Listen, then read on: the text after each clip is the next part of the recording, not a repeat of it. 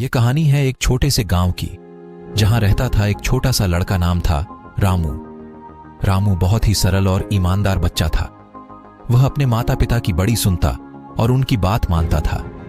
गांव में एक व्यापारी रहता था जिसका नाम था धर्मचंद। धर्मचंद बहुत ही धनवान था और उसके पास बहुत सारी दौलत थी, परंतु वह गरीब लोगों की मदद नहीं करता था और उनकी समस्याओं को नजरअंदाज करता था। एक बार गांव में बहुत सूखा हो गया। लोगों को पानी की बहुत कमी हो गई थी और खेतों में फसल सूख गई थी। गरीब लोगों को बड़ी मुश्किल हो गई थी।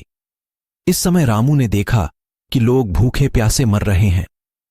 रामू ने अपने माता पिता से कहा, मुझे दिखाई दे रहा है कि हमें गरीबों की मदद करनी चाहिए।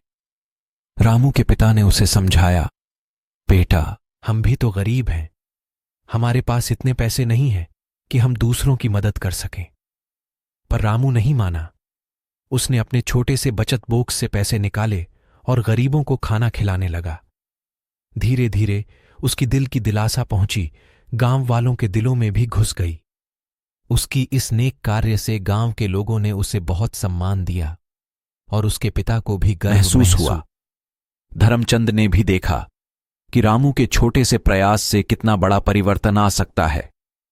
इस कहानी से हमें यह सीखने को मिलता है कि अगर हम अपने साथियों की मदद करने का प्रयास करें तो हमारी मदद से उनकी जिंदगी में बड़ी सुधार आ सकता है। यह हमें सिखाता है कि सच्ची खुशियां और समृद्धि तभी आती है जब हम दूसरों की मदद करते हैं और उनके साथ खुशियां बांटते हैं।